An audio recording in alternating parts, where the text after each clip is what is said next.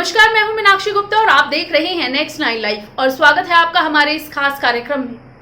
महाराष्ट्र में जब से महाविकास आघाड़ी सरकार बनी है तब से ये सरकार अक्सर ही सवालों के कटघरे में खड़ी हुई नजर आती है। इस सरकार को लेकर अक्सर ही सवाल खड़े किए जाते हैं कि ये सरकार अपने 5 साल का कार्यकाल पूरा नहीं कर पाएगी और इसकी मुख्य वजह बताया जाता है राज्य के मुख्यमंत्री उद्धव ठाकरे को।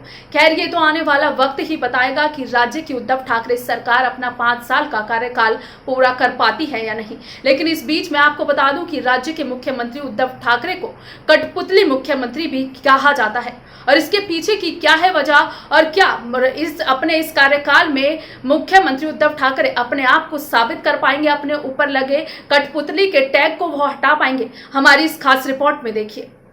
जुलाई की एक शाम को उनका फोन बजा तो उद्धव ठाकरे के निजी सहायक मिलिंद नार्वेकर महाराष्ट्र के मुख्यमंत्री के पास झटपट पहुंचे ताकि उन्हें बता सके कि लाइन पर शरद पवार है। झलाए हुए ठाकरे ने नार्वेकर से पूछा कितनी वेला कॉल करता थे, कितनी बार वो कॉल करेंगे। जब तक उन्होंने कॉल उठाया उस बात को सुन चुके पवार ने फोन काट दिया था।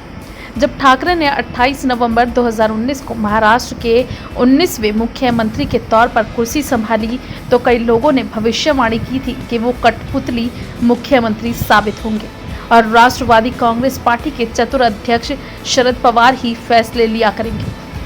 आखिरकार वैचारिक रूप से 2 ध्रुवों पर खड़ी पार्टियों के गठबंधन महाविकास आघाड़ी के पीछे की ताकत को मराठा दिग्गज पवार ही थे, जिन्होंने कांग्रेस की कार्यकारी अध्यक्ष सोनिया गांधी को मुख्यमंत्री के तौर पर ठाकरे का समर्थन करने के लिए मनाया था।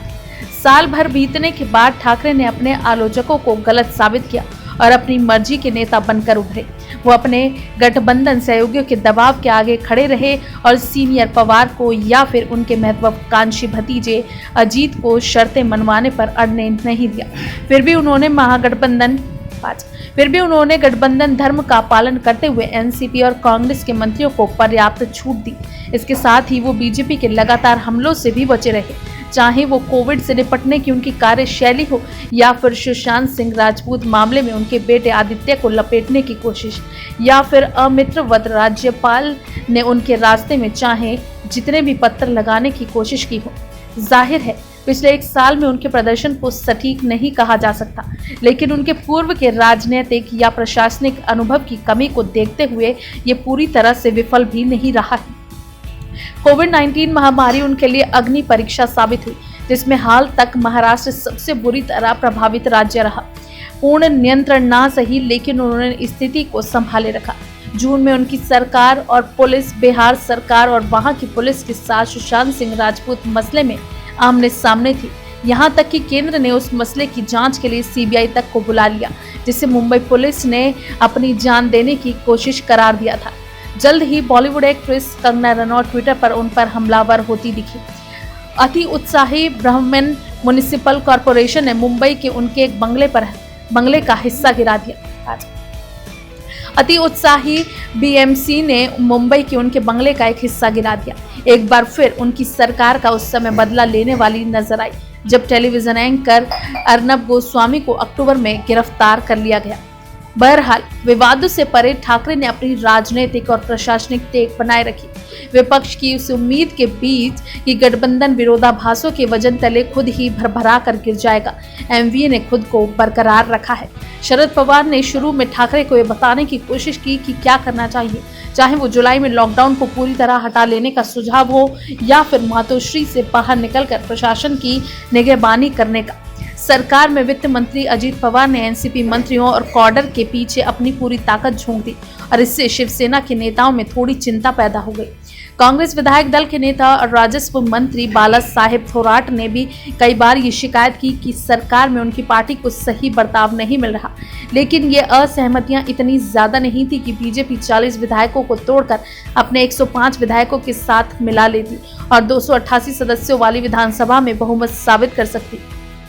अपनी पार्टी के पत्र सामना में 27 नवंबर को दिए गए एक इंटरव्यू में ठाकरे ने जोरदार तरीके से कहा, तीनों दल अब एक बनकर पेश हैं। कल तक ये सभी लोग एक दूसरे के खिलाफ थे। हर कोई समझदारी से व्यवहार कर रहा है और अब सब कुछ ठीक चल रहा है। अपनी सरकार की स्थिरता के बारे में आश्वस्त ठाकरे ने पिछले साल मुंबई में बुनियादी ढांचा परियोजनाओं को गति देने और यातायात की भीड़ को कम करने पर ध्यान केंद्रित किया। उनकी सरकार ने शहर के 7 व्यस्ततम highway, western express highway, eastern express highway, Swami Vivekananda road, Lal Bahadur Shastri road, Andheri Ghatkopar link road, Jogeshwari Vikhroli link road और सेंता क्रूज चैम्बूर लिंक रोड को चुना है, ताकि इन्हें चौड़ा करके पैदल चलने वालों के लिए जगह बनाई जा सके। मुंबई उपनगरीय जिले के गार्जियन मिनिस्टर आदित्य ठाकरे रहते हैं। ये हाईवे विभिन्न एजेंसियां देख रही हैं। यातायात की परेशानियों को कम करने के लिए उनके बीच बेहतर तालमेल के लिए हम एक व्यवस्था शुरू करने जा रहे हैं। शिवसेना के शहरी विकास मंत्री एकनाथ शिंदे का कहना है कि आने वाले सालों में मुंबई को नया रूप मिलेगा, क्योंकि मेट्रो ट्रेनों और नए फ्लाईओवर संपर्क में सुधार करेंगे। शिंदे कहते हैं कि मिसाल के लिए चैम्बूर में ईस्टर्न फ्रीवे और ठाणे के बीच प्रस्तावित फ्लाईओवर यात्रा के समय को आधा घंटे कम कर देगा। Mumbai metropolitan region development authority, जो शिंदे के तहत काम करती है, ने 2021 तक मई में मेट्रो की लाइनें 2A और 7 को खोलने की योजना बनाई है। 1 अक्टूबर को ठाकरे सरकार ने 3 मेट्रो कार डिपो को कंजूर मार्ग में अपनी मंजूरी दी और इस परियोजना को इसके मूल स्थान आर्य मिल्क कॉलोनी से पर्यावरणीय मसलों पर चिंता के आधार पर स्थानांतरित कर दिया। ठाकरे का इरादा इंफ्रास्ट्रक्चर की प्रगति को विकास के प्रति उनकी सरकार की प्रतिबद्धता के उदाहरण के रूप में पेश करना था। एक दुर्लभ सार्वजनिक उपस्थिति में उन्होंने 29 नवंबर को मुंबई की परिधि पर बनाई जा रही तटीय सड़क के निर्माण की प्रगति का निरीक्षण किया। इस योजना के फरवरी 2022 के प्रतिष्ठित BMC चुनावों में इस्तेमाल होने की पूरी संभावना है। कोविड पर उनके रिकॉर्ड को लेकर मिश्रित प्रतिक्रियाएं मिलती हैं, पर कोरोना के खिलाफ लड़ाई में नौकरशाही को सशक्त बनाने का ठाकरे का फैसला बड़े काम का साबित हुआ। मई में ठाकरे ने अनुभवी BMC का कमिश्नर प्रवीण परदेशी का हटाकर कम अनुभवी इकबाल सिंह चहल को कमान दी। उन दिनों विशेषज्ञों की केंद्रीय टीम ने चेतावनी दी थी कि एशिया का सबसे बड़ा स्लम धारावी कोविड-19 के फैलाव में विस्फोटक साबित हो सकता है। चेजिंग द वायरस नामक अभियान चलाकर चहल अप्रैल में स्लमों में कोविड मरीजों की संख्या को 200 से ज्यादा घटाकर सितंबर में 10 तक ले आए। मुंबई के विभिन्न हिस्सों में ICU और वेंटिलेटर वाले 7 अस्थायी अस्पताल बनाना, संपर्क का पता लगाकर और जांच करके निजी अस्पतालों में 80% सीटों को कोविड मरीजों के लिए आरक्षित करने जैसे उपायों से भी जो रोकथाम की गई, वो राज्य की कोविड प्रबंधन रणनीति के लिए महत्वपूर्ण साबित हुई। वैसे अभी संकट टला नहीं। करीब 60% राजस्व घाटे के साथ देश की वित्तीय राजधानी अभूतपूर्व आर्थिक संकट से जूझ रही है। जल्द से जल्द पूरी तरह से अर्थव्यवस्था को खोलने की सिफारिशों के बावजूद ठाकरे ने कोविड ग्राफ के स्थिर होने के बाद ही राज्य में अनलॉक को चरणों में लागू किया। मुख्यमंत्री को उन 25 कंपनियों से हुए समझौतों पर भरोसा था कि ताकि आर्थिक जमीन हासिल की जा सके। मुख्यमंत्री कहते हैं, इस वित्त वर्ष के अंत तक हमारा लक्ष्य 1 लाख करोड़ रुपए के निवेश का है। तब तक उन्हें अपनी प्रतिबद्धताओं को पूरा करने में मुश्किलें होंगी। मसलन विदर्भ, मराठावाड़ा और पश्चिमी महाराष्ट्र के इलाकों के बाढ़ प्रभावित किसानों के लिए उन्होंने 10,000 करोड़ रुपए की सहायता राशि की घोषणा की थी।